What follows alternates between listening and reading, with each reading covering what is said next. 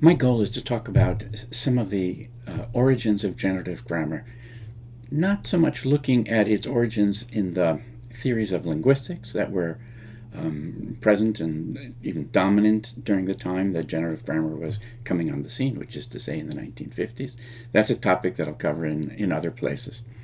But rather to talk about the connections between what was going on in the world of philosophy and philosophy of science during the years that generative grammar was, so to speak, getting off the ground, which would be, as I say, in the 1950s, but based on work that was being published in the 30s and 40s that Noam Chomsky and others were reading and were thinking about. So it's my goal to look at the origins of generative grammar in that respect. And this is not intended as an exercise to help us determine whether generative grammar is true or false, or even for that matter, whether it's the correct way to explore the nature of language. It's rather this. It's my belief that it's very important for us as scholars and as researchers to make an ongoing effort to attempt to identify what the almost unquestionable questions are that we pursue as researchers in a field such as linguistics, but the same would hold for other fields as well, whether it's economics, sociology, you name it. So it's our responsibility, also our goal, our desire, to understand where the questions are that guide our studies and our experiments and our explorations. And not only the questions, but what counts as a satisfactory answer to a given question.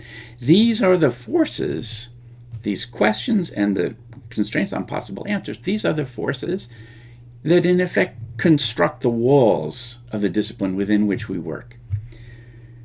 It's also our job, ultimately, as researchers, to decide when those walls have to be broken down or perhaps reinforced.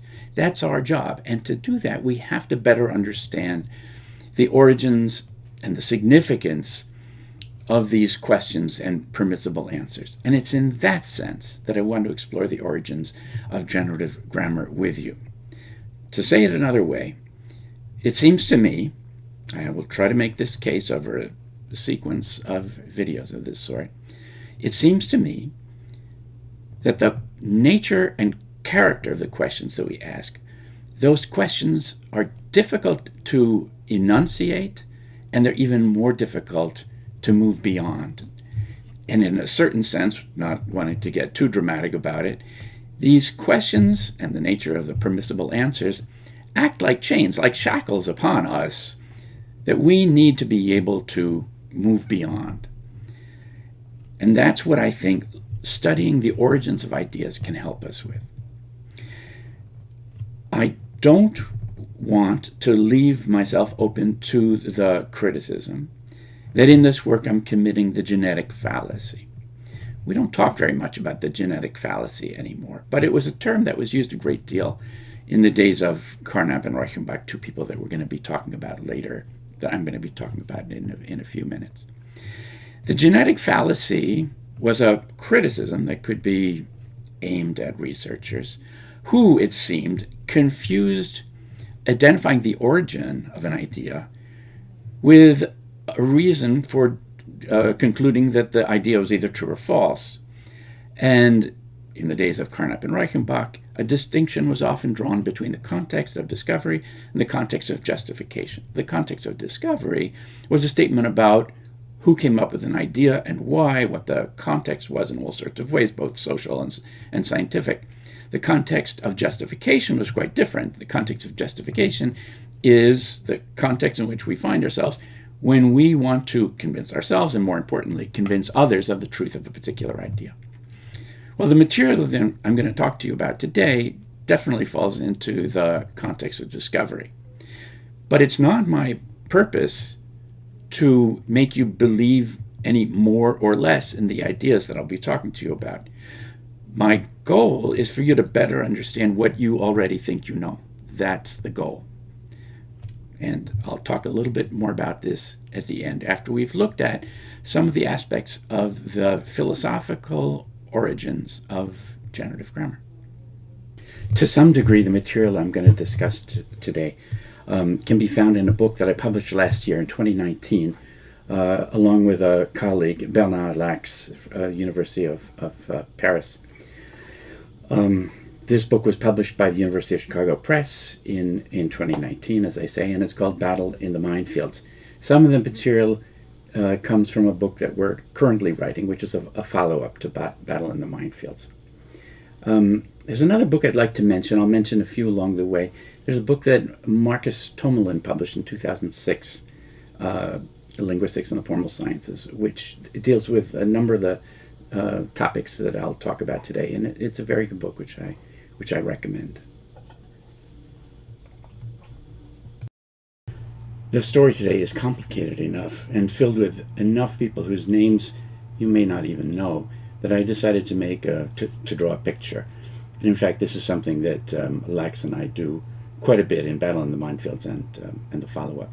So here you have a picture of the people that I'd like to discuss with you today. And if you take a look at this graph here, time goes from the bottom up. So higher is later. And most of these boxes represent people whose names are given there. And the ones who are further down on the page are people who were born earlier in time. So we're going to start the story basically with David Hilbert, who was a German mathematician who was very active at the very end of the 19th century and through the first 3 decades of the 20th century. Also talk a little bit about Brouwer, a Dutch mathematician who basically developed topology as we know it today, and a number of other important ideas. We'll be talking about the Vienna Circle, which is a group of scientists and philosophers who began to meet after World War I in Vienna, and were very active through the 20s and into the 1930s when things came tumbling down with the rise of Nazism in Western and Central Europe. The Vienna Circle was very influenced by Bertrand Russell, whose name I'm sure you know, and you may know some of his work as well. The Circle was very influenced by Ludwig Wittgenstein as well. Hans Reichenbach was not a member of the Circle as such, but he was a professor in Berlin, and he developed ideas hand in hand with the people in Vienna, working closely, for example, with Rudolf Carnap, who was a central member of the Vienna Circle. There were other people, some Americans, whose thinking was very influenced by the Vienna Circle, who will play an important role. Willard Van Ornum Quine is perhaps the most important. Quine got his PhD in philosophy from Harvard University in 2 years. And after that, in the following year, he had a postdoc. He went to Europe. He got to know Rudolf Carnap. They stayed close for the rest of their life until Carnap died. Quine was helpful in bringing Carnap to the United States when things were difficult in Europe. Nelson Goodman, who was a colleague and friend with Quine, who played an important role. Goodman's career was spent partly at the University of Pennsylvania, and he taught a course which would have a great deal of impact on the young Noam Chomsky. And Goodman is very well known for pushing the complexity of the notion and the problems associated with induction. We think of David Hume as being at the origin of the question, the problem of induction, and Goodman is kind of the 20th century descendant of the discussions of those ideas. So Quine and Goodman. Other people who will play a role, Leonard Bloomfield a little bit. Bloomfield, along with Sapir, had a great deal of impact on Zelic Harris. Zelic Harris was a linguist who spent his entire academic career at the University of Pennsylvania. He was Noam Chomsky's teacher. He got Chomsky interested in linguistics. There's a host of people who were directly influenced by David Hilbert through their mathematics, their metamathematics as well, that is the study of mathematical proofs. And some of these names are important. Kurt Gödel, who you know through Gödel's theorem. John von Neumann is an important personage here. His name isn't going to come back in our discussion today. He was an assistant for David Hilbert for a while in the 1920s. Alonzo Church and Alan Turing are two people who were centrally involved in the development of what we understand as the abstract machine, often referred to as a Turing machine. Emil Post was a little bit older. He was a mathematician, also interested in mathematical logic, and in the development of we informally today think of as the Turing machine. Emil Post's ideas are deeply implicated in that discussion of what we think of as the Turing machine. Post's ideas are important for us as well because they led to a short textbook that was written by Paul Rosenblum, a mathematician, young mathematician at the time.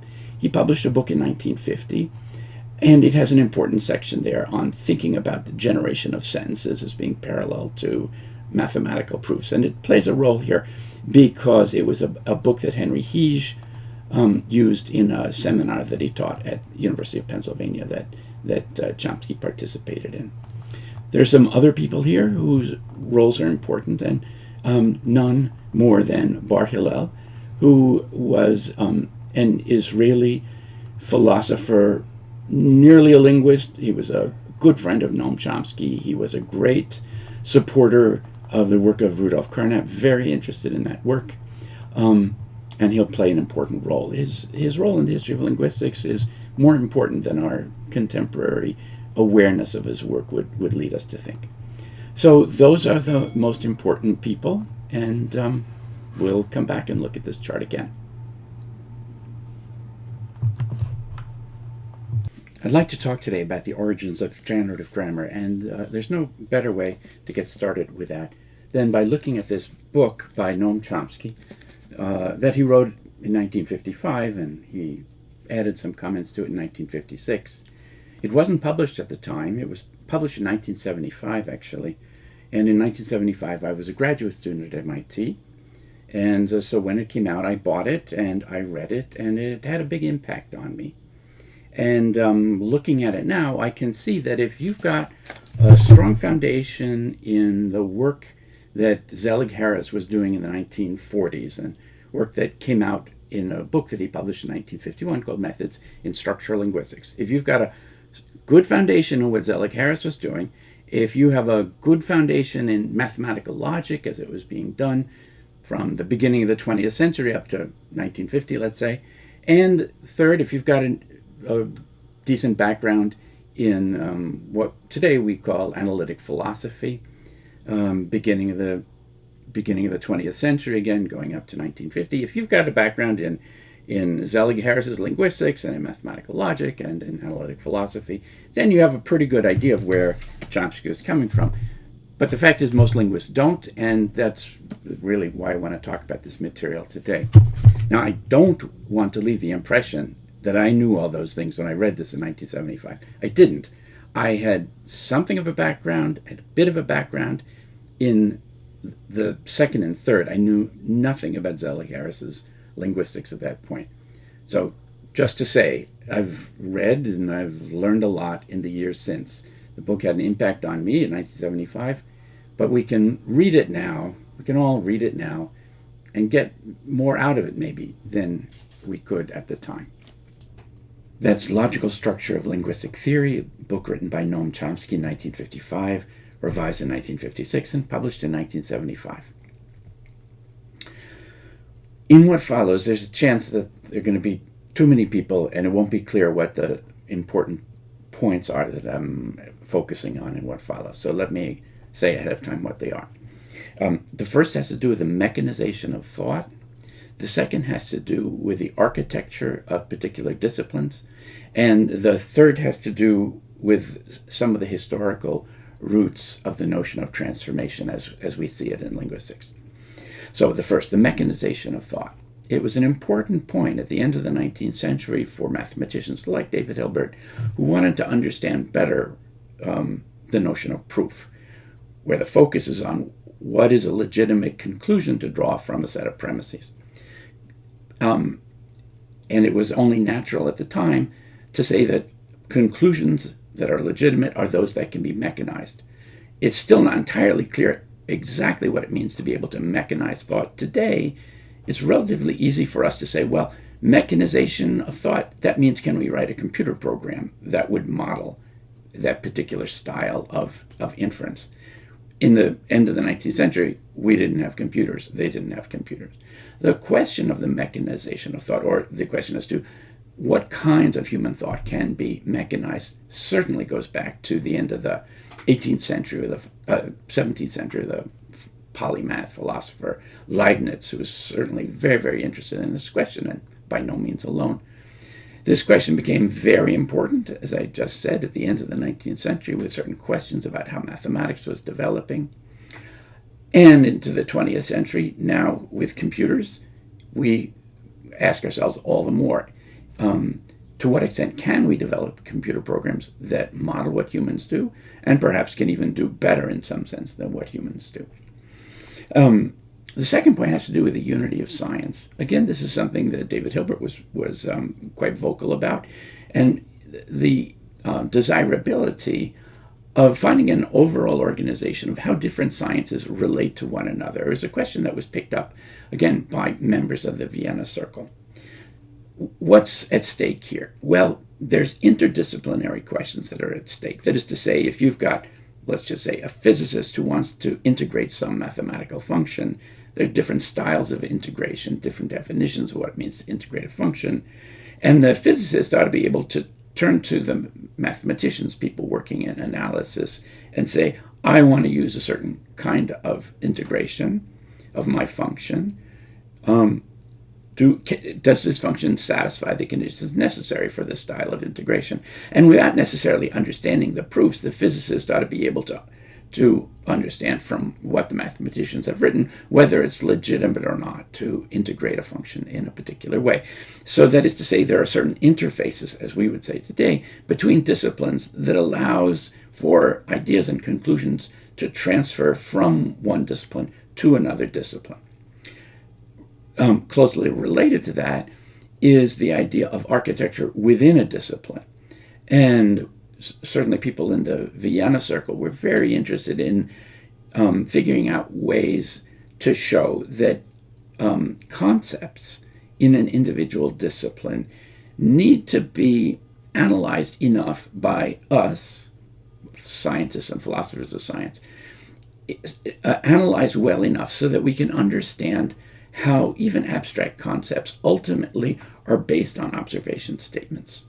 If not a science is their conclusion. And then finally, we'll take a look at some ways in which the notion of transformation developed in linguistics, first by Zelic Harris and then later by Noam Chomsky, how those notions have a root in earlier work in the philosophy of the Vienna Circle. So that's what we're going to be looking at. Let's begin our story then with David Hilbert, who was an influential German mathematician at the end of the 19th century. Let me mention two resources that I think are important. One very readable book about this period is by Jeremy Gray. It's called Plato's Ghost, the Modernist Tradition of Mathematics. And he points back to a book that influenced him, which is equally interesting. It's by Herbert Mertens. It's called Moderne Sprache Mathematik. So those are good and useful sources. And in fact, it's important, I think, for you to bear in mind. If I talked specifically about one person, David Hilbert, it's not my intent to suggest that nobody else was doing the same thing that he did, or somehow that he was unique, or anything of the sort. No, I'm simplifying a little bit, trying not to oversimplify. But I'm talking about one person where, in reality, I could be talking about quite a number of people. Okay, well, David Hilbert was a mathematician who, at the end of the 19th century, basically in the 1890s, spent a good deal of time thinking about the foundations of geometry. Now, let's say a word about geometry. At the beginning of the 19th century, around 1800, geometry seemed to be in fine shape. It was a field of mathematics that went back over 2,000 years. Euclid seemed to have been the person who put together an axiomatized understanding of geometry with proofs. This is material that most of us learn to some degree in high school. Euclid set up a small number of axioms or postulates, and on the basis of those axioms, we were able to derive a large number of proofs. Okay, that's how things looked at the beginning of the 19th century. Over the course of the century, things began to kind of fall apart. There was a particular postulate called the Parallel Postulate, one of the forms of it is this, that given a straight line, which of course can go off to infinity at either end, and a point that's not on that straight line, Euclid believed that there was one and only one line that could be drawn through that point, which would be parallel to the original straight line that we're talking about. And parallel here means we can extend the line to infinity, and the two lines will never intersect. Fine. Question is, what's the status of this assumption? Is it an additional assumption that's independent of all the other axioms, or is it not? And over the course of the 19th century, a number of people considered the possibility of negating that axiom and seeing what the consequences were. Did some kind of contradiction arise? So one way to do this was to say, well, given a straight line and a point that's not on the line, hey, there are no lines that can be drawn through that point that won't eventually intersect with that straight line.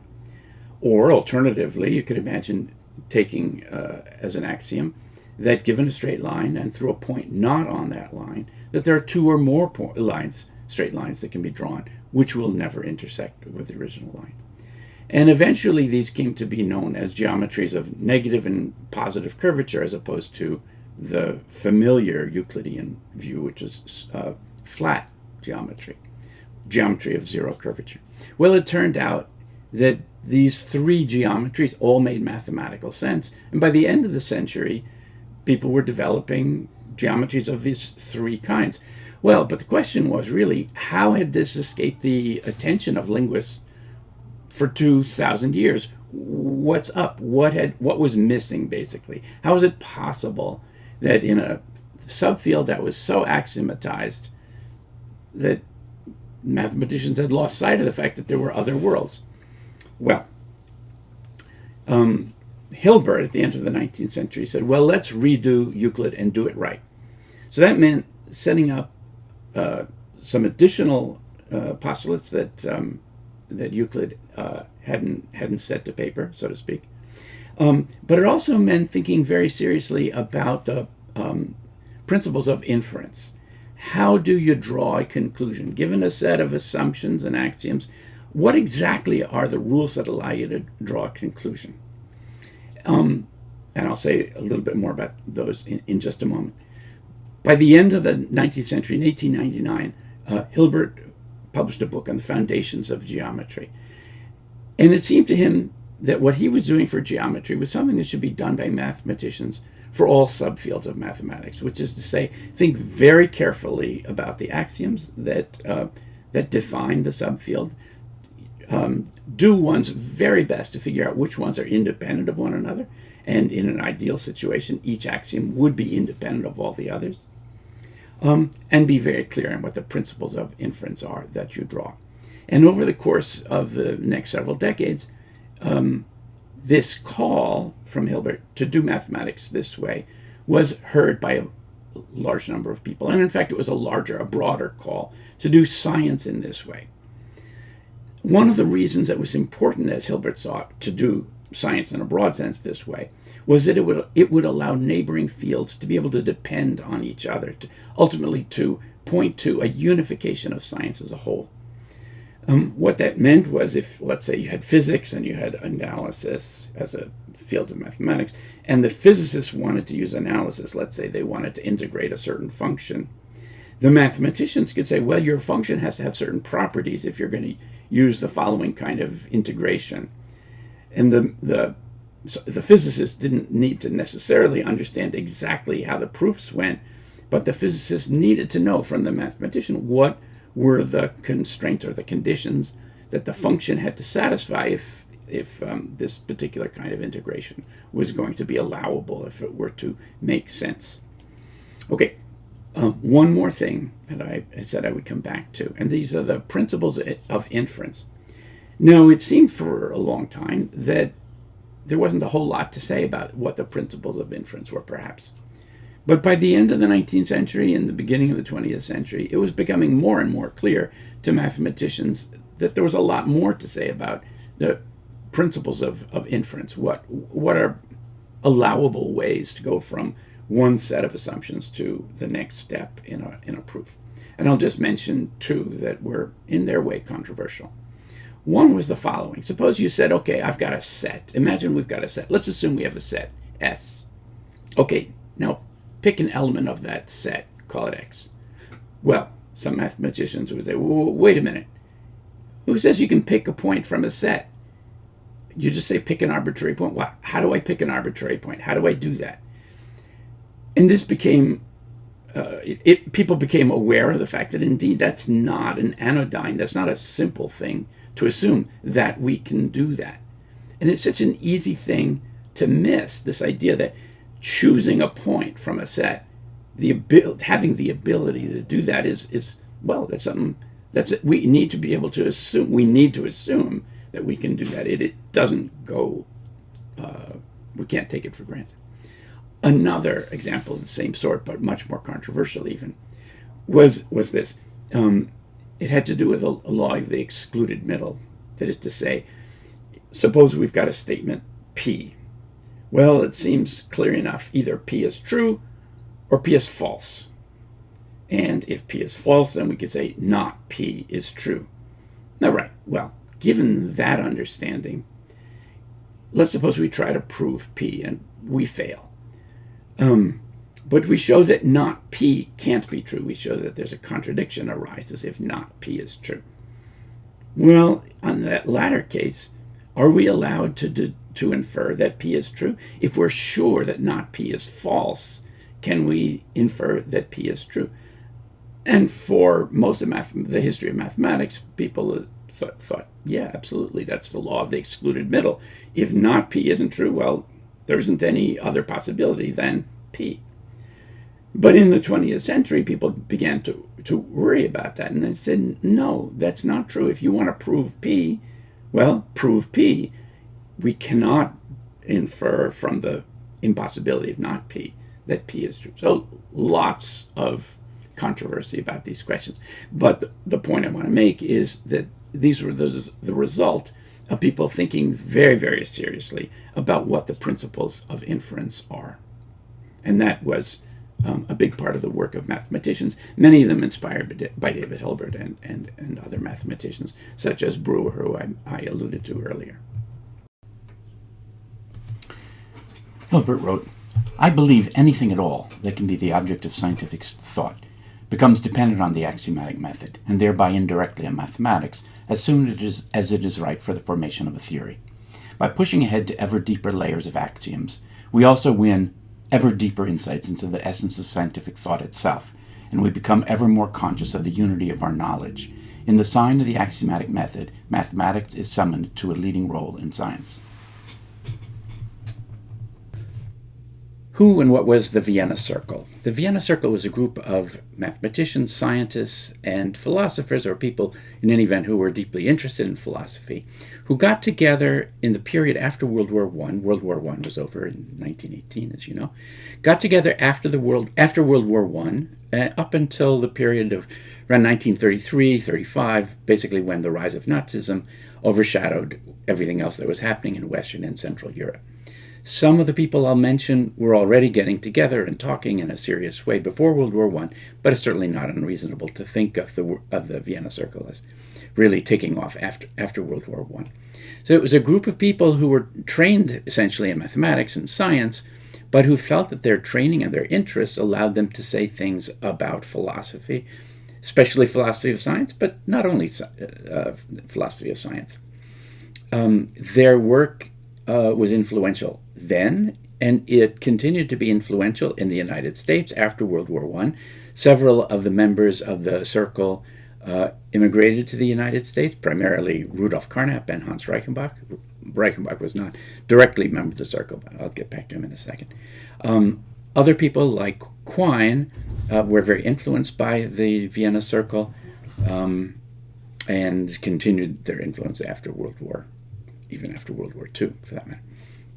Okay, let me say just a little bit about some of these people. Moritz Schlick was the philosopher professor who's at the center of the circle. Other important members were Rudolf Carnap. Otto Neurath was a social scientist who was the most left-leaning of the people in the circle. There was a lot of discussion about questions of the social sciences and of ethics and within the Vienna Circle, there was quite a range of political positions taken by the various members.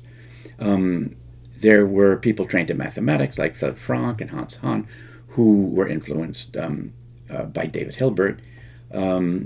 Somebody like Kurt Gödel in particular, was a student of Hahn and participated in the Vienna Circle, even if his views were not always those that were typically espoused by people in the circle. Karl Popper was himself not a member of the circle. He himself considered himself to be presenting an alternative position to that of the circle as regards the nature of science, of empirical science. Hans Reichenbach, as I mentioned, was a philosopher in Berlin, but the philosophy that he was developing shared much in common with that of what was being developed in Vienna. There were philosophers such as Bertrand Russell and Ludwig Wittgenstein who had a great deal of influence on the Vienna Circle, and Alfred Tarski, who was a Polish logician who would move to the United States with the rise of Hitler, interacted with people in the Vienna Circle. He himself was an intellectual grandson of Franz Brentano, a philosopher who, although older than the people in the circle, deserves a place in this genealogy as well. So that's essentially the Vienna Circle. Well, foolhardy as it might be to try, I would like to try to summarize the most important principles within the platform of the Vienna Circle in just a couple of minutes. So the first, unquestionably, was the idea that philosophy needs to be done right, for the first time, right, and the way to do that is to learn from science, from the sciences that we know. Well, it's not the first time anybody said that. You read the beginning of Kant's Critique, and he says pretty much the same thing. But in any event, once again, then, the Vienna Circle was saying, if we're going to do philosophy right, we have to learn from science.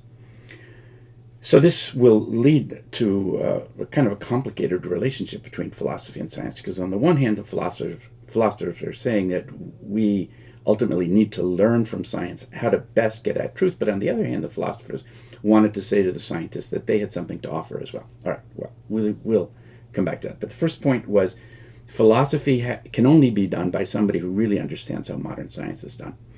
The second point is that the recent advances in logic, recent here means the last 30 or 40 years, well, beginning with the work by George Boole in the middle of the 19th century, but more importantly than that, based on the work that people like Frege and Peano and Bertrand Russell were doing at the end of the 19th century and the very beginning of the 20th century, and in the next 20 years or so. So the work that was done on logic has a very great importance for the development of this new scientific approach to philosophy. A third point that was very important is that the philosopher has to dig deeply into the statements of science and figure out how scientific statements are directly linked to statements that have to do with observation. So that there's this belief that there are fundamental sentences on which scientific approaches to scientific fields can be established. And these most fundamental statements are called protocol statements. And there's some disagreement exactly as to what a protocol sentence was, what form did it take. Is it something expressed in very objective, non-personal terms, like John Goldsmith opened up his machine number 17 in his laboratory on July 21st and found such and such? Or are they sort of ego-linked, like I opened my laboratory on July 21st and so forth? So there were questions about that, but nobody challenged the idea that it was very important for the scientist, working hand in hand with the philosopher of science. What's important is to establish a clear and explicit relationship between statements in a science and these most basic protocol sentences, which reflect observations that a scientist is making. Okay. There is also a strong sense of eliminativism. That is to say, the desire to eliminate certain kinds of talking about the world. So I'm calling this eliminativism. And the idea was that the important point was that the philosophers of the Vienna Circle had this very strong sense that there were lots of ways of talking about philosophy, and probably some ways of talking about the scientific world, that were just not good enough. And the point was not to improve them, but to eliminate them. And probably the clearest example, and the one that people come back to, is philosophy of the sort proposed by Heidegger. So Heidegger and Carnap were essentially the same generation and were, in a certain sense, competitors with one another. And when the Vienna Circle style philosophers listened to Heidegger, they said, no, this doesn't make any sense, and we want to have a tool that allow us to say, no, this is not a way to do philosophy. So this eliminativism was important. And if you've read Karl Popper's work, you can see there's a close connection here, because Popper certainly didn't consider himself a member of the Vienna Circle. If anything, he saw himself as a competitor with it. But nonetheless, this sense in Vienna at this time that we need a tool that would eliminate certain kinds of approaches to philosophy, that was a sentiment that Popper and the Vienna Circle shared. Another point that was important for the Vienna Circle was the desire to establish a unity of science. And this is something that, in a sense, they inherited from David Hilbert. The belief that when it's done right, philosophy of science, working with scientists each in their what sometimes are called special sciences. So a special science means talking about a particular science. So in mathematics, it could be analysis or topology or geometry. In the world of what we think of as sciences in English, that might be physics, biology, chemistry, and so forth. So what's important, one of the things that's important for the Vienna Circle scientists and philosophers, is to make explicit how special sciences have to form themselves. In effect, we need an architect for each of these special sciences. Somebody will sit down and say, look at what's been done and say, yes, now I understand. These are the individual pieces, these are the terms, these are the concepts, and here's how they fit together overall, given our current understanding of what's going on in syntax or chemistry or you name it. And so the idea was, once the special scientist creates an architecture by observation and by thinking, an architecture of a subfield, I said syntax, so consider syntax. Once they have that architecture, and then somebody is doing an architecture for, let's say probability theory next door, then the scientists from these two domains, let's say syntax and probability, can get together, and scientists in one group can use the tools from the other group, because each group communicates to the other what the conditions are under which their tools can be meaningfully employed. So that's a very, very big and important idea, that with the help of philosophers of science, scientists from a very large number of special scientists can get together and create enough interfaces that we'll have really a unity of science in front of us. Another point that was important was that in creating this architecture of an individual science, it was typically necessary to create essentially a ladder of concepts, where at the very bottom we've got observation sentences, protocol sentences, and then step by step we build concepts up on top of them. Now, that didn't mean, looking forward to linguistics 50 years later, it didn't mean that scientifically we have to work from the bottom up. But it did mean we have to think about the concepts, and we probably need to rethink the concepts every 10 or 20 years as our understanding of a science grows and develops. But as we do that, we build up a ladder of concepts, essentially. If you are familiar with the Bourbaki school in mathematics, you can see that their huge multi-decade project is a development of Hilbert's ideas. Another idea that was central to what the Vienna Circle was doing was one that they essentially inherited from Bertrand Russell, and that's the notion that natural language can lead us astray.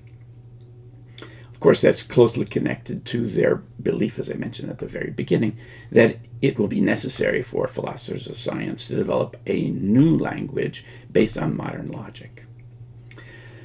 But finally, although this wasn't part of their basic plank or platform, the Vienna Circle philosophers came to the realization that the tools that they were developing to critique natural language, or the language that philosophers in the past had used, and B, to create this new, more logical language, they came to realize that they actually had something to say about natural languages like English and German and Turkish and so forth.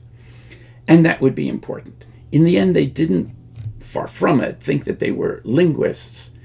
Nonetheless, they thought, they believed, and yeah, they were right. They had something to say, something to tell us, to tell linguists about how language works. So those are, for our purposes, the most important planks in the overall Vienna Circle platform. I'm going to illustrate this by reading you a couple of passages from two things. The first is from the introduction to a book that Hans Reichenbach published in the end of the 40s, 1947, I think. And then the second is something that was published about 10 years earlier by Rudolf Carnap, which had a big impact on a lot of people. I may add the remark that my personal fortunes were of great help in the writing of this book. The migration of intellectuals, which followed the disastrous political developments in Germany, has greatly contributed to an exchange of the various standards of civilization, and I, for one, cannot but be grateful to a fate which led me into various countries, not as a traveler, but as a teacher and collaborator in the education of youth. I've thus taught logic and scientific methods in various countries and various languages, and I've studied the reaction of students of many nationalities to an instruction in a scientific logic. At the same time, the necessity of teaching in several languages led me to try to adapt the methods of symbolic logic to the study of conversational language, and I thus undertook an inquiry which turned out to be useful for the understanding both of logic and of language. The present book is the first systematic presentation of such dual use of the logistic symbolism. I should be glad if the philologist could make use of these contributions by a logician who advances no claim to be an expert in philology, but who feels that the state of traditional grammar is hopelessly muddled by its two millennial ties to a logic that cannot account even for the simplest linguistic forms. Our present grammar, as it is taught, with its artificial classifications and gratuitous constructions, is based on obvious misunderstandings of the structure of language. We should like to hope that the results of symbolic logic will, someday, in the form of a modernized grammar, find their way into elementary schools. It seems to us that the deficiencies of traditional grammar are equally visible in the science of language in its present condition. The high level of historical and psychological analysis in philology is not matched by a similar level in the understanding of the logical side of language. If philologists would try to make use of a modernized grammar for linguistic purposes, they might discover new means of elucidating the nature of language. In the hope that our appeal will be heard outside the camp of the logicians, and will be taken up by the few linguists who are aware that a science of language cannot be constructed without a scientific logic, we present in the following sections the present status of logistic analysis of conversational language, and indicate the outlines of a logistic grammar. The second paper I'd like to look at briefly is by Rudolf Carnap. It was published in 1934 in the very first issue of the new journal, Philosophy of Science, Volume 1, Number 1, page 5. Let me read to you a little bit from it. There's an early section that's called The Logical Syntax of Language. He writes, "By the logical syntax, or briefly syntax of a language, we shall understand the system of the formal, that is not referring to meaning, formal rules of that language, as well as to the consequences of these rules. Therein we deal first with the formative rules, which is followed in parentheses with something the translator, who was the editor, wrote. The translator wrote Formregeln, which decree how from the symbols, that is, for example, words of the language, propositions can be built up. Secondly, with the transformation rules, and the translator has written Umformungsregeln, which decree how from given propositions new ones can be derived. If the rules are set up strictly formally, they furnish mechanical operations, with the symbols of the language.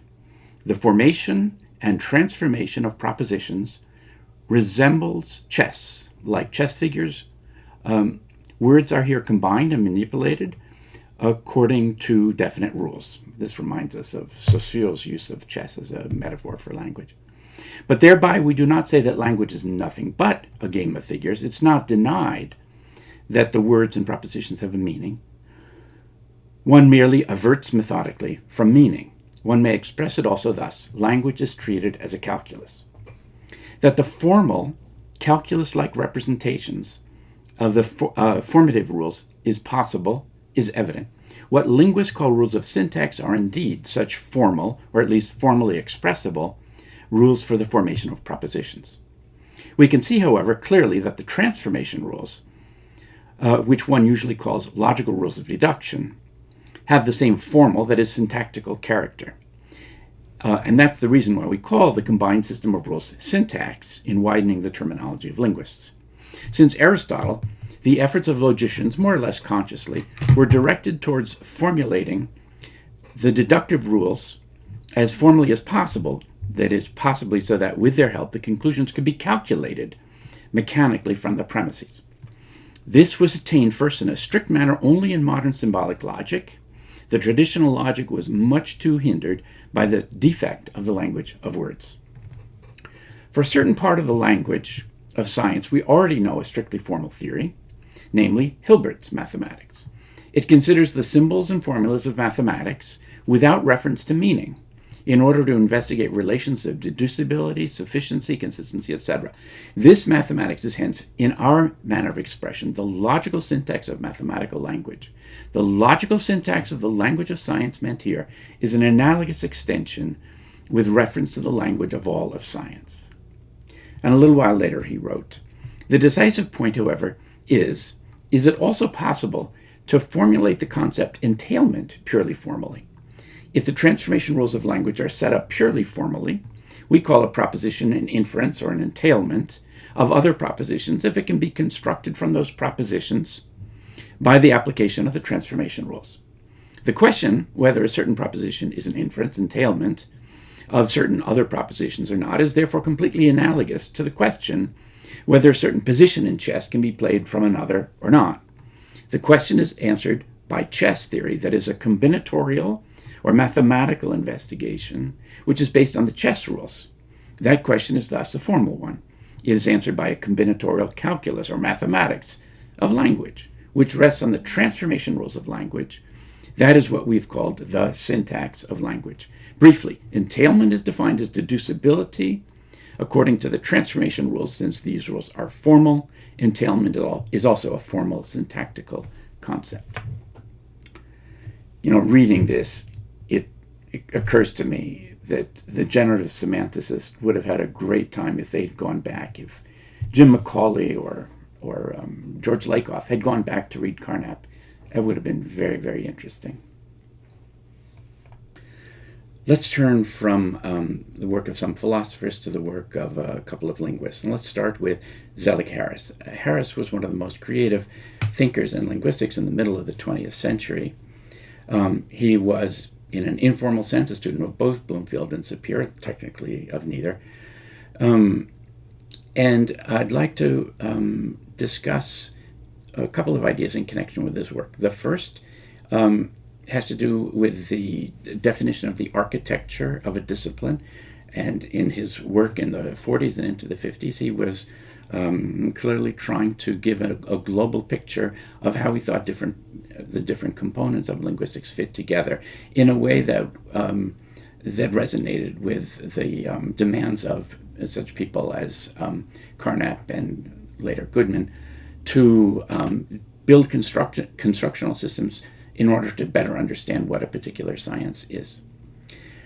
Actually, in Harris's book, Methods in Structural Linguistics, he makes it clear he's thinking of what somebody like what Rudolf Carnap is talking about. So actually, there's a quote. There's a citation that comes from Carnap that the Zelic Harris gives on page 16. Let me just read it. He says, it's widely recognized that forbidding complexities would attend any attempt to construct in one science a detailed description and investigation of all the regularities of a language. So he then says, look at Rudolf Carnap, Logical Syntax of Language, page 8, and here he quotes the following. Direct analysis of languages must fail just as a physicist would be frustrated were he from the outset to attempt to relate his laws to natural things, trees, etc. He relates his laws to the simplest of constructed forms, thin, straight levers, punctiform mass, etc. Unquote. And then Harris goes on. Linguists meet this problem differently than do Carnap and his school. Whereas the logicians have avoided the analysis of existing languages, linguists study them. But instead of taking parts of the actual speech occurrence as their elements, they set up very simple elements which are merely associated with features of speech occurrences. And then he cites some other work. And then the other point that will come up of some interest to us is the beginning of discussion of rules of formation and transformation in the writing of Rudolf Carnap. Here's something that Zelic Harris wrote towards the end of his life, looking back at the evolution of his thought and his work. The background for the work came largely from the foundations of mathematics and logic and the analysis of formalisms. This was relevant to language because in all of these systems there were sentences, propositions, formulas with partially similar structure, syntax. More specifically, there was the then current constructivism in the criticisms by the intuitionists in mathematics, such as Brewer, in Russell's theory of types, in the work of Emil Post, and in the Turing machine procedure. Later, I considered that I had philosophical support in the constructivist, nominalist approach of Nelson Goodman's The Structure of Appearance. Going back to the early background, there was also the development of recursive methods by Gödel, Tarski, and others. And in logic, there was Łukasiewicz's sentential calculus, Lesniewski's categorical grammar, and the syntax of logic in Willard van Ornum Quine's Mathematical Logic of 1940. I had conversations about transformations with many people, with Piaget and the psychologist David Rappaport, with Carnap and his follower Bar Hillel, with Max Zorn of the Lemma, to whom I showed the whole system at the Indiana University Linguistics Institute, and with others. I had many very helpful discussions with Henry Honingsveld, with M.P. Schützenberger, and with Maurice Gauss, and enlightening comments from André Lontin. My closest work was with Henry Hirsch, who did a great amount of work on the methods. I also had a great many conversations with my students, above all with Noam Chomsky, who moved on in the direction of a comprehensive generative transformational grammar in his syntactic structures, and many major later books. Let's go back a slide to what Zelic Harris is saying about his own work. And let's look at that line there that I've underlined. He said, I considered that I had philosophical support in the constructivist, nominalist approach of Nelson Goodman's The Structure of Appearance. And this involves what I referred to as the second major point I want to discuss today. So let's say something about these constructivist approaches. Well, we can't really start with Nelson Goodman. We'll get to it, The Structure of Appearance. This is his important book that he was just finishing in 1950. We have to go back 25 years to Rudolf Carnap's Aufbau, in English, the logical structure of the world. And, well, I guess we couldn't do better than simply to begin with the first page. So let me read you a couple sentences.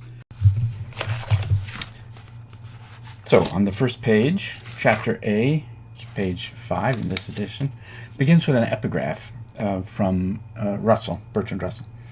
The supreme maxim in scientific philosophizing is this: wherever possible, logical constructions are to be substituted for inferred entities. Bertrand Russell. Okay, let me just read a little bit of this first page, the very beginning, section 1. The aim, a constructional system of concepts. The present investigations aim to establish a constructional system. Then skipping to the second paragraph. Unlike other conceptual systems, a constructional system undertakes more than the division of concepts into various kinds and the investigation of the differences and mutual relations between these kinds. In addition, it attempts a step-by-step derivation or construction of concepts.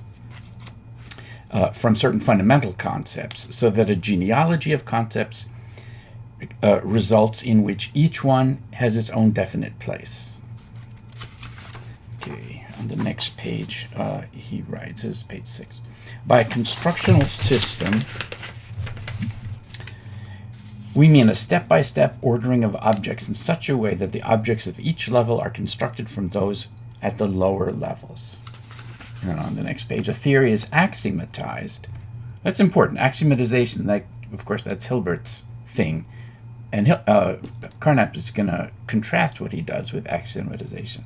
A theory, he writes, is axiomatized when all statements of the theory are arranged in the form of a deductive system whose basis is formed by the axioms, and when all the concepts of the theory are arranged in the form of a constructional system whose basis is formed by the fundamental concepts. So far, much more attention has been paid to the first task, namely the deduction of statements from axioms. Now it's me adding this. We talked about rules of inference. More attention has been added to that, he writes, than to the methodology of the systematic construction of concepts. The latter is to be our present concern and is to be applied to the conceptual system of unified science. Only if we succeed in producing such a unified system of all concepts will it be possible to overcome the separation of unified science into unrelated special sciences. Well, actually here I want to just mention a point that became clear to Lax and me as we were writing Battle in the Minefields. When we talk about logic today, and certainly within the context of symbolic logic, which is really traditionally only a part of what counts as logic, the focus is almost entirely on rules of inference. But in traditional logic, every bit as much attention was put into the concepts. Where do they come from? What is the logic of concepts? So this is really important in what Carnap is doing. And I think for us today, those of us who've been, in a sense, raised on symbolic logic, it sort of passes over our head that there could be a logic that's a logic of concepts rather than a logic of appropriate inference.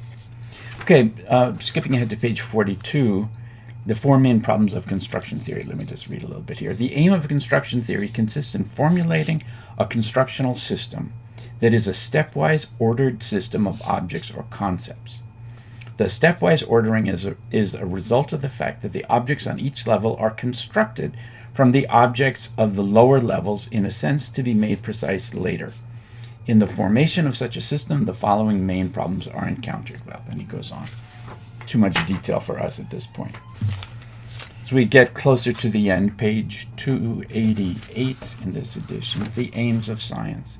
We've repeatedly pointed out that the formation of the constructional system as a whole is the task of unified science, while construction theory is merely engaged in carrying out the appropriate logical investigations. By placing the objects of science in one unified constructional system, the different sciences are at the same time recognized as branches of the one science and are themselves brought into a system. I've talked about that a couple times, the importance of the unity of science, beginning with Hilbert's emphasis on it, and now the Vienna Circle's emphasis, certainly spearheaded by Rudolf Carnap. On page 306, in the course of the development of a science, it frequently happens that answers, indeed correct answers, to a question are found even before that question has been given a precise conceptual formulation. What happens in these cases is that a certain trend of concept formation is intuitively projected and maintained, but there's no recognition what the thus formed concepts actually mean. When finally a conceptual formation for the intuitively posed question is found, the previously found answers are released from their state of suspension and are placed on the solid foundation of the scientific system. I think that last statement gives a clear idea of his point. Science is great. Science going out and looking to discover things in the world and perform experiments that teach us about the world. But there's a great deal that needs to be done to organize the concepts and to organize the entire knowledge that we call one of the sciences. I hope this is helpful. There's a lot more in Carnap, but these are the main points that we will see in their influence on Nelson Goodman and ultimately on Harris, and I would suggest Chomsky as well. When we talk about the relationship between Carnap's Aufbau and Nelson Goodman's structure of appearance, it's an unusual kind of relationship because it's so explicit. So when Goodman published his book in 1950, which was a development that came out of his dissertation a number of years before, he knows because of what was available on the market that very few of his readers would have read or would have any access to Carnap's Aufbau. So he in fact gives a very clear and lengthy summary of the points there, and in an unusually clear way, he recognizes and explains how his work relates to this earlier work. And Carnap was always very, very aware of this, and basically was very grateful to Goodman for the work that he did in both reading his work, criticizing it, and bringing the attention of the English-speaking philosopher in the post-war period, bringing that philosopher's attention to the work of Carnap. I'll read you something in a moment that Goodman says about Carnap's earlier work. But for the moment, let me just mention one or two of the most important things I think about the difference between what Carnap was saying and what Goodman was saying. So they were both trying to build conceptual systems, conceptual ladders, so to speak, in order to better understand the structure of knowledge that we have about a given domain or about the world as a whole. Goodman didn't believe that there was a lowest, you might call it phenomenal level, a lowest level of direct perception. And he also didn't believe that there was a unique way to construct such a system. And both of those were very different from what Carnap had to say. So just to repeat, Goodman was, yes, in favor of building up a ladder of concepts. Each concept is at a particular rung of the ladder, and we need to make fully explicit what the conceptual relationships are between concepts and among concepts. So he was fully in favor of that, but he didn't believe that there was one privileged layer of concepts that we had somehow more direct access to, and were therefore in some sense epistemologically privileged. That is to say, we have a more direct and sure relationship with knowledge to them. Okay, that was one thing. The other was he didn't believe that we had a reason to think that there was only one, that there was a unique way of analyzing knowledge. Now, both of these were very important because they actually well characterize what Zelic Harris was trying to do. So Harris, as we'll see in a little bit, is building up a layer of concepts, a ladder of concepts. And these include such concepts as the phone, the phoneme, the morphophoneme, and the phrase, and so forth. So, yes, he's doing that on the one hand, but he doesn't believe that we somehow have a more direct relationship of certainty to the lower level concept. So what's really important, and is most people who talk about Harris today don't seem to understand, Harris was perfectly in favor of the idea that if you develop a phonological analysis and then you go on and develop a morphophonological analysis, you might go back and rethink and change your phonemic analysis. It's very clear on that point. So as with Goodman, Harris is not committed to the idea that the lowest layers are somehow those that we can trust the best.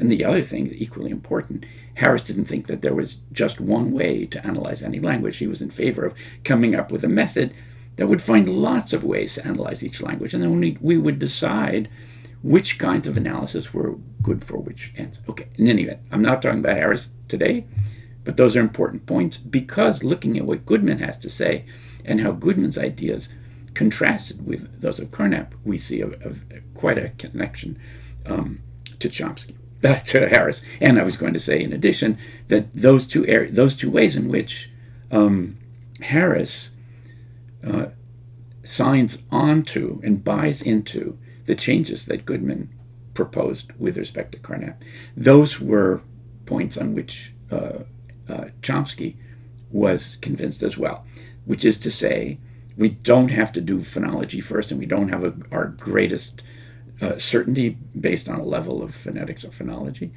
Well, no, and then the second point, is there a unique analysis? Is there a right analysis? Well, there, actually, Chomsky did not agree with Harris, and he did not agree with Goodman. He thought, and thinks, I think, that there is a unique, correct analysis for any particular human language. So there's a continuity here, which begins with David Hilbert, who saw problems that had been troubling in the foundations of mathematics in the 19th century, and decided to do it right, to redo the axioms and principles of inference, for example, in geometry. He decided to do it right, and having looked at this work, he said, it's good. Let's do this in lots of fields. Let's do this in every scientific field. The Vienna Circle, and especially the work of Rudolf Carnap, took this idea and generalized it and stated it in its most general form. Nelson Goodman looked at it, had a different conception of it, took it, changed it in his particular ways. Zelic Harris looks at it and says, yeah, this is exactly the right way to think about constructing a science. Let's see if we can do linguistics in this way. Chomsky looks at this, whether it's in the form coming from Carnap directly or from Nelson Goodman, doesn't matter. He says, well, I can, in fact, do this better. So we're seeing this continuity, certainly not the same idea remaining unchanged, far from it, but we look at in this case, we're looking at the activities of the young Noam Chomsky and LSLT, and we can see why he's doing it.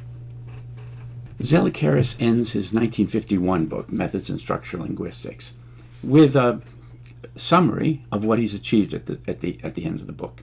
And what he's done is he's reduced all of linguistic analysis to essentially 9 chapters, 9 problems, and the solution to each of these is spelled out with a list. So we end up with a list of lists. There are 9 lists. And these will correspond very clearly to what Chomsky clearly calls levels in LSLT. So let's just see what they are in Harris. So the first is the segment phoneme list. The second is the phoneme distribution list. The third is the automatic morphophonemic list. The fourth is the non-automatic morphophonemic list. The fifth is the alternative morphophonemic symbol list. The sixth is the classified morpheme list.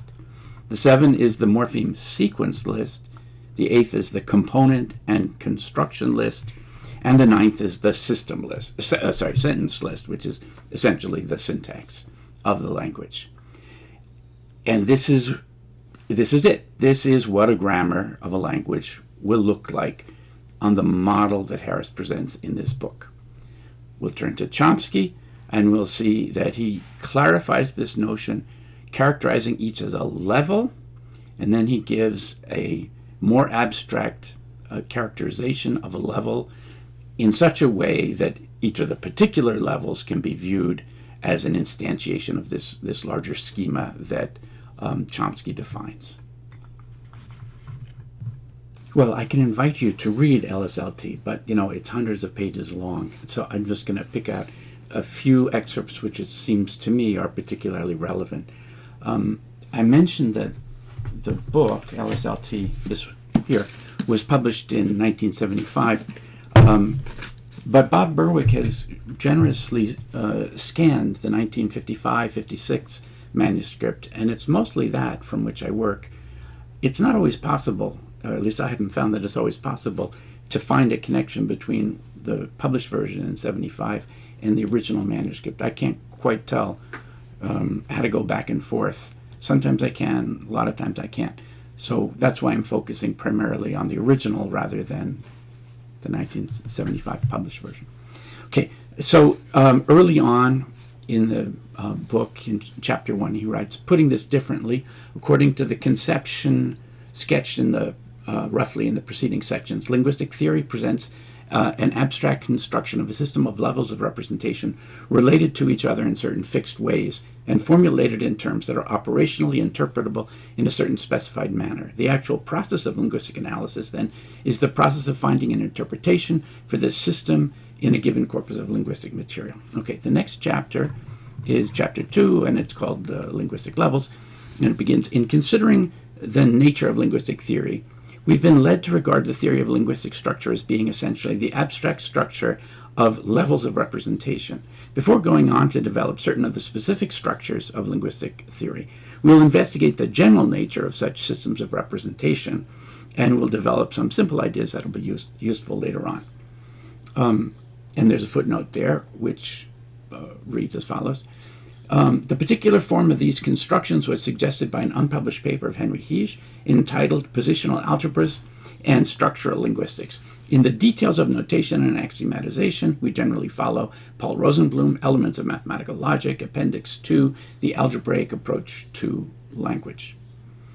And then he continues and writes in the text, he specifies that a linguistic level is a system L in which we construct unidimensional representations of utterances. Well, just to remind you, a unidimensional representation means a list of symbols. Thus, a level has a certain fixed and finite alphabet of indecomposable atomic elements, which we will call its primes, and so forth. Then there's a footnote quite close to that, which is relevant, and you'll see why. Footnote 4. So far, we've provided only one way of constructing elements in L, an abstract level, namely concatenation. But we'll assume with no further question or mention that each level includes a full set theory so that we can also form sets of strings, sequences of strings, etc. This assumption may be dispensable, but it simplifies our constructional task, or at least the exposition of it. See Quine, Mathematical Logic, for general background on various kinds of concatenation theory. See Chomsky, Systems of Syntactic Analysis, for discussion of the possibility of constructing linguistic theory with very meager formal apparatus, using many devices developed by Goodman, see The Structure of Appearance, and Goodman and Quine, see Steps Towards a Constructive Nominalism. So these are important references that I've mentioned. Once again, I've made a chart of the things we're talking about here. So take a look. At the top, we've got Noam Chomsky's Logical Structure of Linguistic Theory, 1955, revised in 56. At the very bottom, we've got Rudolf Carnap's first major book, The Logical Structure of the World. And just above it, a 1934 book by Rudolf Carnap, The Logical Syntax of Language. These are cited in Bar Hillel's 1950 publication on syntactic categories, an important paper. And Bar Hillel's paper, along with Zelic Harris's Methods in Structural Linguistics, and Goodman and Quine, Steps Towards Constructive Nominalism, and Goodman's Structure of Appearance, and Roland Wells's Immediate Constituents. All these are materials that are part of the input to Chomsky's first published paper called Systems of Syntactic Analysis, published in 1953. And then that paper, of course, is integrated and cited in Chomsky's Logical Structure of Linguistic Theory. And he cites the paper by Harwood that we've talked about. And, of course, he cites other important publications like the Goodman and Quine, Goodman's Structure of Appearance, Paul Rosenblum's The Elements of Mathematical Logic, and Roland Wells's Immediate Constituents, in addition to, of course, many, many other publications. I'll come back later to the usage of linguists in the early 1950s of rules of formation and transformation as a pair of terms that form terms of art in the field. But I'd like to mention just one right now because it's particularly relevant, and it's a mention by Chomsky in LSLT. And here he wrote, this ambiguity may also lead to some confusion in considering the relevance of symbolic logic to linguistic theory. It's sometimes argued that syntactic treatments of systems of symbolic logic or other so-called artificial languages, with their formation and transformation rules, their syntactic categories, etc., may serve as useful models for the study of linguistic forms. Although this could conceivably be so, it doesn't seem to me that this has been shown in any interesting sense, or that whatever similarities that can be found offer any interesting lines of study. So there's no question, Chomsky's saying here, his understanding of what transformations are and what they're to be used for do not correspond to what he perceives among the work of other people. And to me, it seems awfully clear that he's basically talking about Bar Hillel, who he responded to in the Pages of Language just a year earlier. It seems to me clear he's referring to Bar Hillel, who criticized Zelic Harris for not dealing with rules of transformation in the way that a student of Carnap would say. So there's no question that, as I say, that Chomsky is not following the intended meaning of people like Bar Hillel in terms of transformation, but at the same time, it's clear that there's a historical origin of the term and some of the characteristics of these rules in this intellectual tradition, which goes from Carnap basically to Bar Hillel in his disagreement with Zelic Harris as to exactly what a transformation is and what it ought to be. There are two other tropes in this brief citation from Logical Structure of Linguistic Theory that are quite particular to Chomsky, and I think it's worth pointing them out. The first is a kind of rhetorical flourish that he used a lot in the 50s and especially the 60s, and that is to describe things that he disagrees with as confusions. You see that a lot, perhaps even more in Paul Postal's work in the 1960s, like in his book on phonology. The other is the use of the word interesting. So Chomsky here gives two statements. They're not arguments, but they're statements. And he doesn't say that these approaches, as suggested by Bar Hillel, are wrong. He says that they're not interesting. And of course, that's an incorrigible kind of statement. It could perfectly well be that they're not interesting to Chomsky. But he seems to mean something more than that, and he doesn't go on to tell us exactly what he does mean. It's interesting. If we'd like to know a little bit more about how linguists in this period of the early 1950s, the first half of the 1950s, how they looked at the relationship between the work that was being done then in linguistics and these other traditions that I've been discussing with you for the last 20 or 30 minutes, there's nothing better to do than to actually go to all the journals that were being written and just read through them. There's an interesting paper, it's only 5 pages long, by somebody named F.W. Harwood, published in Language in 1954. I get the strong impression that Harwood was a student of Zelic Harris, but I don't know that for a fact. Let's take a look at some of the things that he wrote. He published this very short article called Axiomatic Syntax, the Construction and Evaluation of a Syntactic Calculus. And he wrote, this paper discusses methods for presenting syntactic information in the form of a calculus and for measuring its goodness of fit to a language. Then there's the footnote. Well, let's take a look at the footnote because it's of interest to us. Because it talks about who the people are that he considers important for this note that he's offering. He mentions first C.C. Fries and then a couple papers by Zelic Harris, From Morpheme to Utterance, which is in Language, Methods in Structural Linguistics, Harris's most influential book, published in 1951. His paper on discourse analysis in Language, another paper on discourse analysis by Harris as well. Also a famous book by Stephen Quine, Introduction to Metamathematics, the paper by Claude Shannon that got information theory started, and Thorndike and Larga, perhaps a less important list of words of English.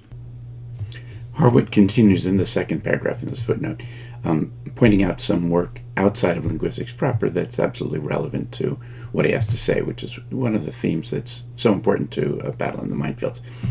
And Harwood cites here the book by Birkhoff and McLean, which was a classic then, and it's still a classic here today, A Survey of Modern Algebra. He cites Carnap's Logical Syntax of Language, And he cites Hans Reichenbach's Essentials of Symbolic Logic, and also a paper by Claude Shannon in 1938, well before there was such a thing as information theory. Back to the text. Given a morpheme list for a language, the aim of a syntactic system is to tell us how to put together the sequences of morphemes, which are used as sentences in the language. Such directions we shall call the formation rules. Additionally, works on syntax usually give a certain amount of information about the equivalences between some sequences and others. For example, that John discovered the path equals, in some sense, that's my saying in some sense, the path was discovered by John. We shall call such statements transformation rules.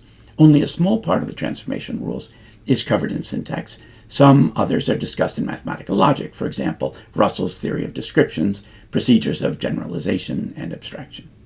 So far in mathematical logic, most attention has been directed to developing formation and transformation rules of artificial languages, and no complete treatment has yet been made of the transformation rules of a natural language. The division between formation and transformation rules can to some extent be altered by altering the units of the system. We shall concentrate on syntax as formation rules and give a procedure for putting this material into a precise form so that it may be evaluated. All right, let's pause for a second. I remember when I first read this about 15 years ago, I thought to myself, well, this guy clearly was very influenced by Chomsky. Chomsky isn't cited here. Footnote number 2 refers to Bar Hillel, and footnote 2 says this. Although this paper concentrates on axiomatizing syntax as formation rules, the procedures described also have applications to problems of getting, quote, fairly good approximations, unquote, to the transformation rules of a natural language described by Bar Hillel in Logical Syntax and Semantics, which came out in Language just shortly before this. These applications and other aspects of the problem of transformation rules will be treated in another paper. Well, they weren't. Harwood apparently never came back to this. I'm not going to talk about Harwood's paper anymore. For a five-page paper, there's actually a lot of interesting things to bring up, to discuss about it. But the reason that I brought it up was to show you, to illustrate that these ideas about talking about formation rules and transformation rules as a pair of objects that come over to us from discussions from Carnap and Reichenbach, this isn't something that I invented, so to speak, and it's something that would have been familiar to the readers of language, even though it's not familiar to us today.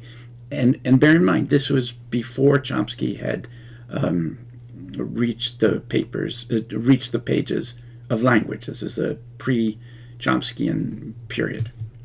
Here I'm going to show you again the poster that I displayed earlier in the talk. I've taken out a few irrelevancies, and I put F.W. Harwood in here. We don't know Harwood's genealogy, intellectual genealogy. He's clearly very influenced by and cites a number of papers by Zelic Harris. He's influenced by Bar Hillel, and he cites Bar Hillel's 1954 paper in Language. He cites and is influenced by Carnap, and he cites and is influenced by Bertrand Russell. So here's how we can see these influences come together. Paul Rosenblum's book, which was published in 1950, is especially of interest to us. The book, it's a short book, is intended as an introduction to Emil Post's approach to the study of metamathematics. But there are some aspects of this book, some pages of the book, that really call out to us, and we find them interesting. Let me just read a little bit. First from page 152 and 153. The beginning of a short chapter in what's overall a very short book. The chapter is called The General Syntax of Language, Section 1, Basic Concepts, Simple Languages. We have up to now studied logic mostly as a deductive science, although we indicated in sections 2.2 and 3.3 how one might approach logic by considering a language and formal rules apart from any interpretation. As we pointed out on page 95, the second approach does not tell the whole story, but it's a valuable tool just the same, which should be neither overestimated nor underestimated. In this chapter, we shall attempt to describe some of the methods and results of this syntactical study of language. As we shall see, the deepest of these results could hardly have been obtained without syntactical methods. A language consists of certain signs and certain strings of these signs. Its syntax consists of rules for classifying and transforming these signs, these strings. The alphabet of a language consists of certain basic signs, usually in finite number. By a string, we shall mean a finite sequence of signs. He says a little bit more about strings here. Skipping down. The syntax of a language can be very simple or very complicated. We might define the English language as follows. The alphabet consists of the letters A, B, C, and so forth, down to Z, and the usual punctuation marks and a sign for the space between consecutive words. A word is any string listed as a word in the Oxford English Dictionary. A sentence is any string which is formed according to the rules of some standard English grammar. Some standard English grammar. Well, that wouldn't be easy to find. A sentence, yes. We may alternatively construct the English language by taking as the alphabet the strings of letters already classified as words, together with punctuation marks. Okay. The procedure of using strings in one alphabet, or names of these strings as letters in another alphabet, is very useful. As in all natural languages, including Esperanto, which is an invented language, the rules of word and sentence formation are so complicated and full of irregularities and exceptions that it's almost impossible to get a general view of the structure of the language and to make generally valid statements about the language. It's for this reason that mathematicians and logicians prefer to work with languages like L3 with very simple and regular structures. On page 160, he continues, another way of looking at these languages is to consider the productions as instructions to a moron who can scan a string and recognize it as being of a certain form for producing theorems starting from the axioms. The happy moron can, by merely following the instructions, generate as many theorems as he pleases and never feels the need for any intelligence in the process. He might just as well be a robot or a machine. Now, a mathematician proceeds in a somewhat different way. He's not satisfied with this mechanical method of producing all theorems. He takes, rather, a string which has some interest for him, and by applying his ingenuity, tries to produce it from the axioms or to show that it cannot be so produced. If the string is a theorem, then the moron will produce it sooner or later, but on the way he will produce a lot of irrelevant matter which has nothing to do with the problem. If the string is not a theorem, then the moron will never find it out by means of his purely mechanical method of generating all the theorems, for he will never be sure that he cannot produce it by working longer.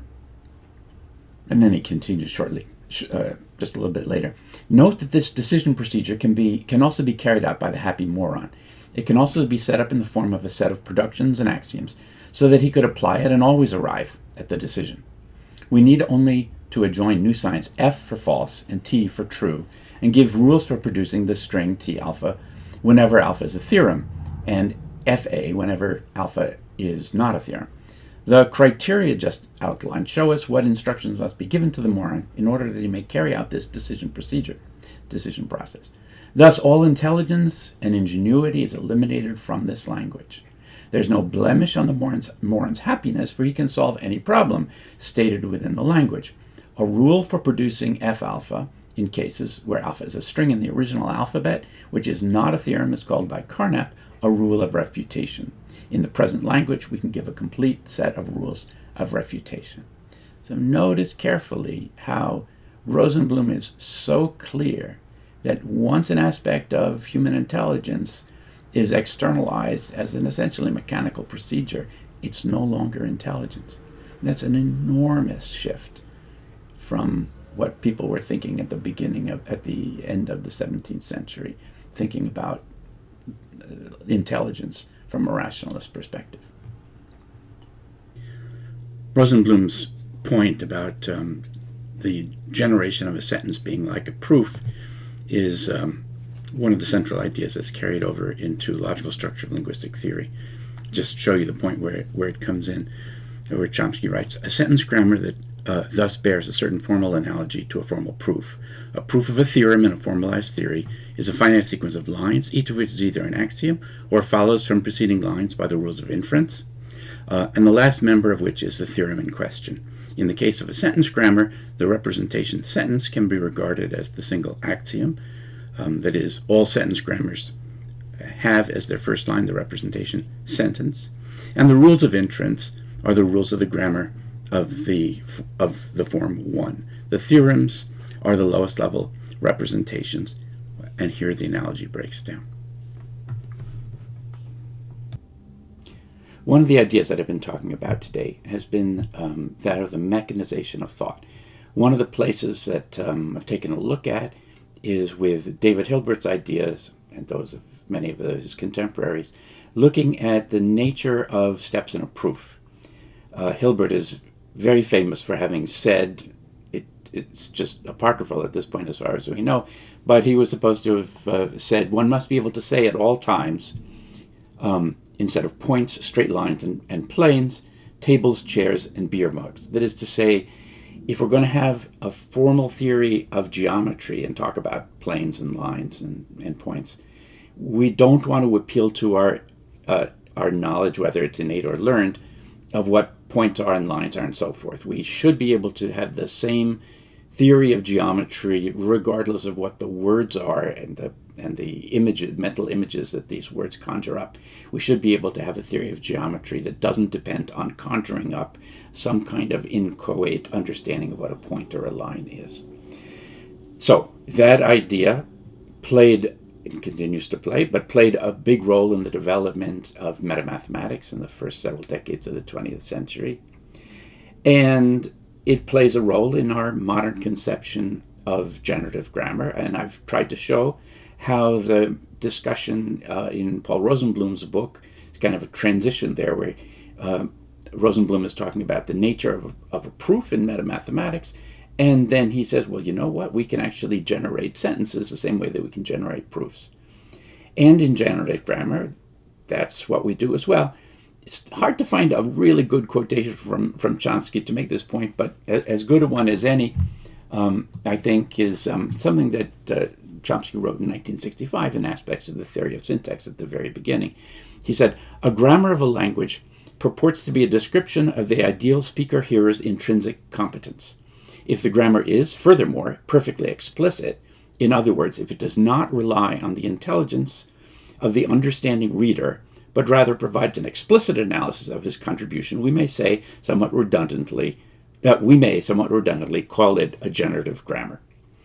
So a generative grammar is one that does not call upon the reader's implicit knowledge of what a point, a line, or a plane is, or a noun phrase, or a sentence, but rather the grammar presents a formal model that doesn't need a human being to understand what it's saying.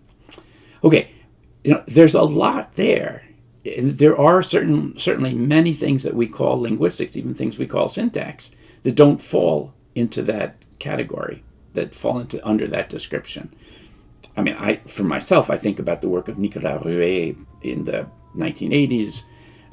Very interesting work on syntax. The consciousness, the awareness of the speaker is very important. And the grammarian has to understand what that is, has to understand the language in order to understand what Rouet is saying about the language in question. So certainly one can do syntax. One can even compete with purely formal syntax. One can do syntax in a fashion that does not fall under the description that Chomsky gives as a definition of a generative grammar. The second point that I've been talking about today deals with the constructivist project that Carnap talks about, and which Goodman reinterprets and Harris buys into explicitly, and that I think it's pretty clear Chomsky is continuing to develop in the logical structure of linguistic theory. I mean, even just the name of Chomsky's book, LSLT, is a very clear allusion to Carnap's first two books. Nonetheless, the connection, I think, or the development is clear, but I wouldn't want to say that after LSLT that Chomsky's conception of linguistics continued in that same way. It didn't. There are a lot of things that changed in the late 50s and in the 60s as Chomsky turned away from the Carnapian project, in some respects towards a psychologically based project, but it's kind of complicated. So there are connections if we want to understand where some ideas came from. I think it's very, very helpful to understand this Carnapian connection, but the the architecture of the evolution of Chomsky thought. And of course, that's really quite complex.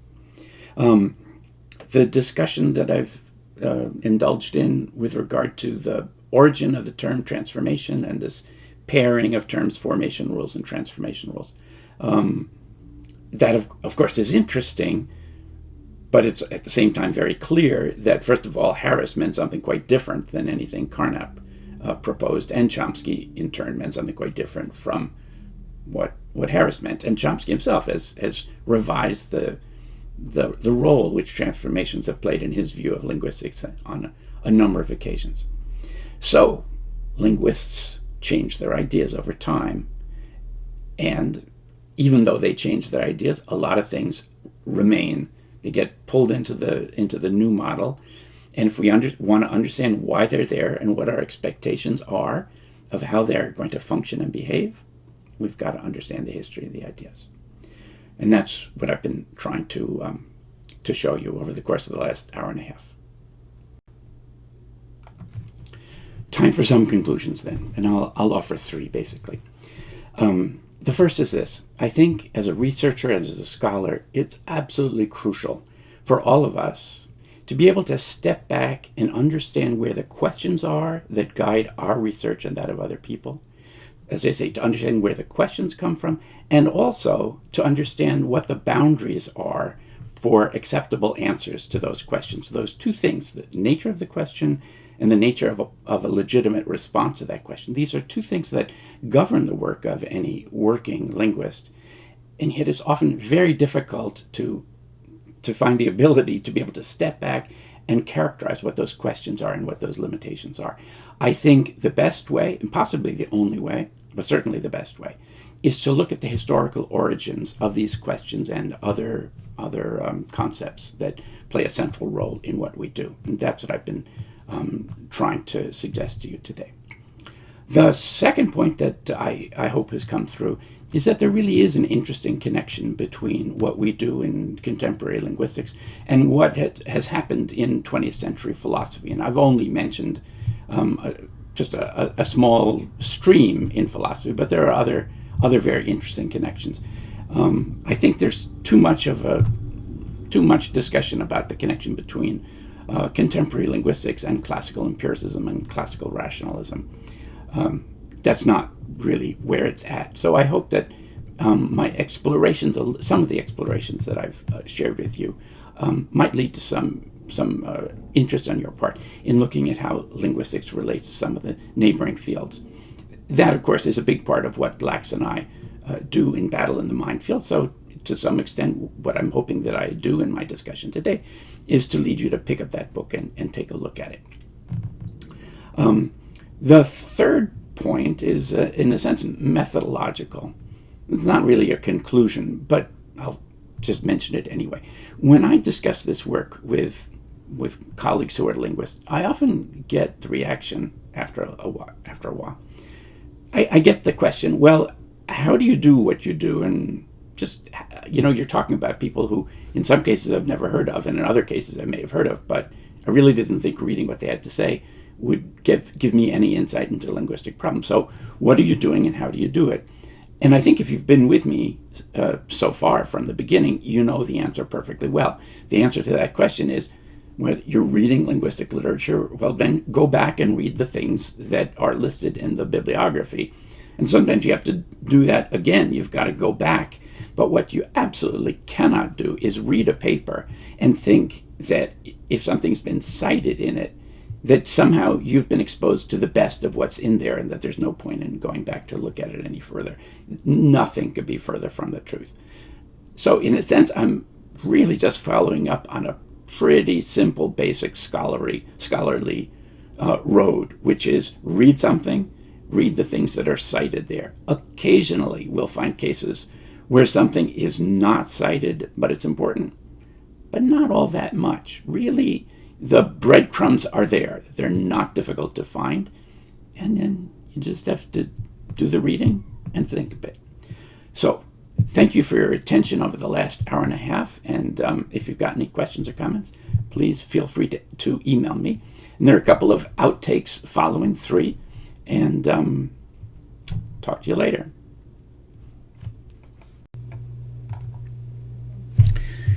This presentation is an expansion of a presentation that I gave in July of 2020 at the invitation of the Brazilian Linguistic Association.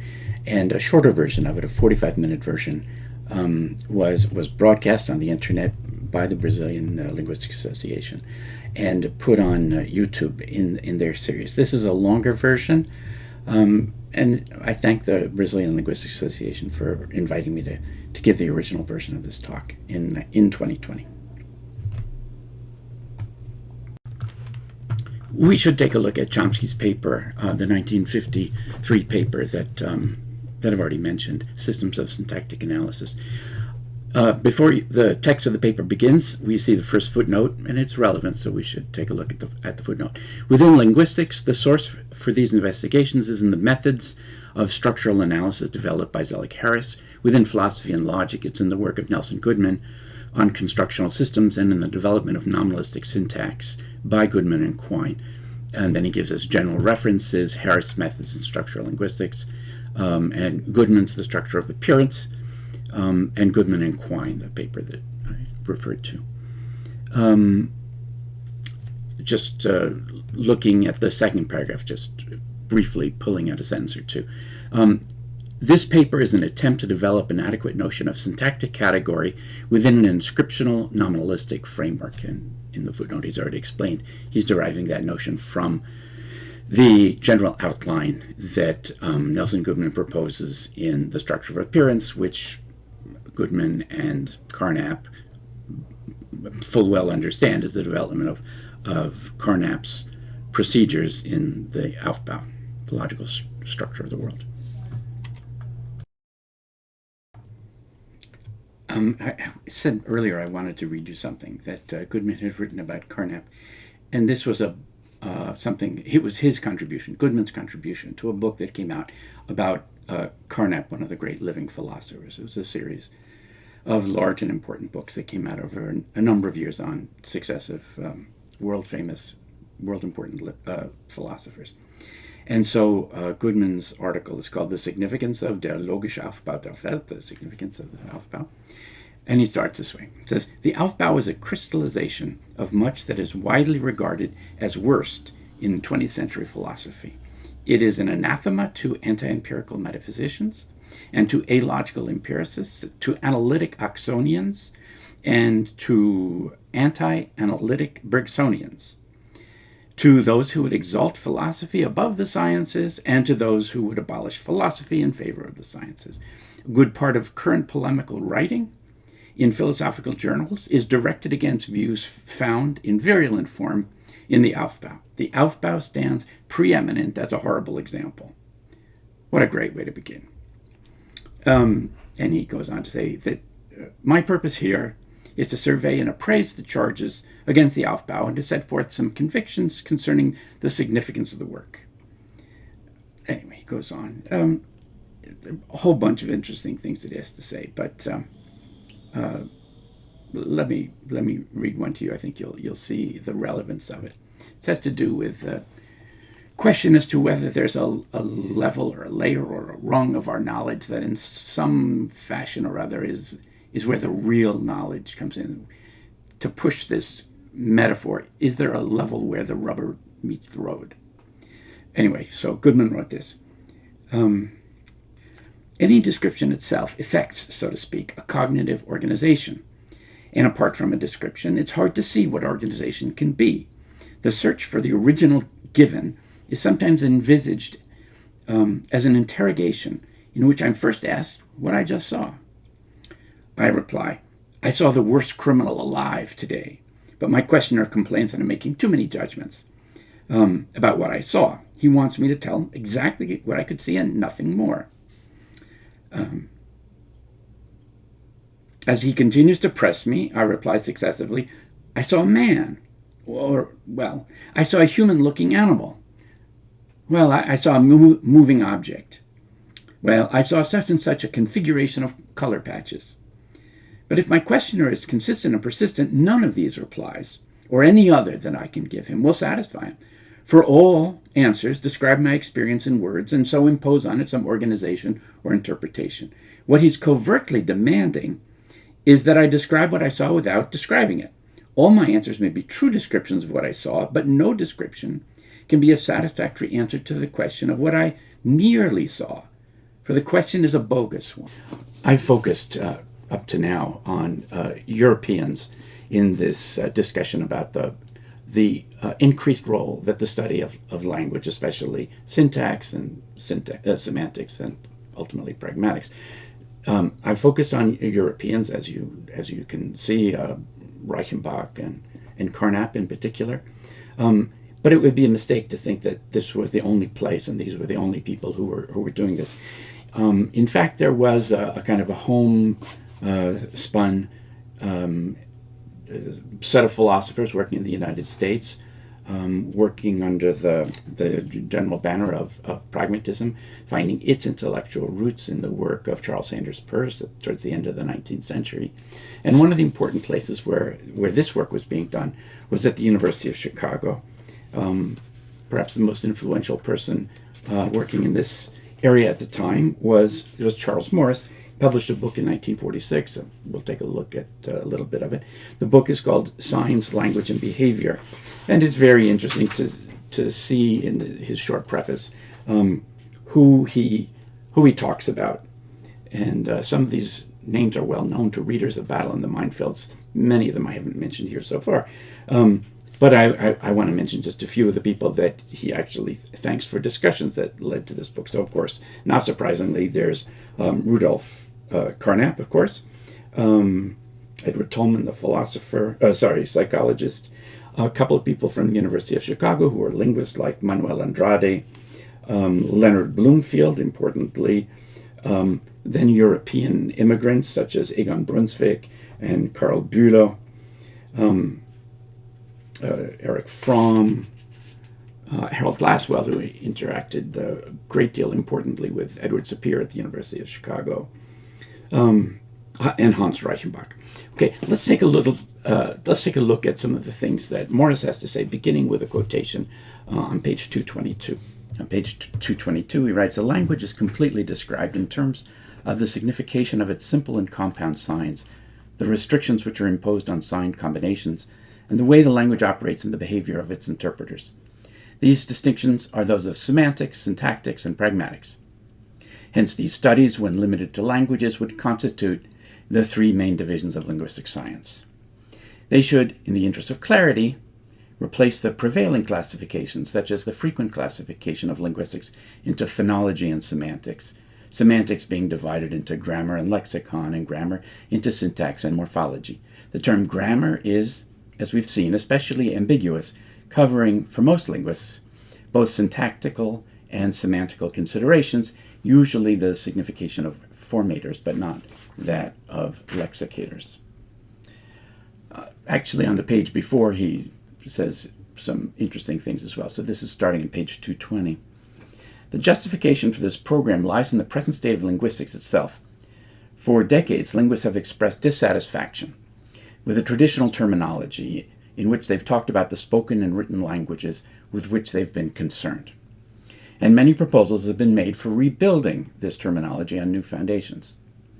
The issue concerns the nature of the meta-language in which the linguist is to talk about languages. The problem has arisen largely as the result of the study of languages other than those for which the traditional terminology was designed. This terminology appeared in Western linguistic science through attention to such languages as Greek and Latin within the Indo-European family of languages, and has been influenced at many points by the work of philosophers and logicians who themselves lived within this linguistic tradition.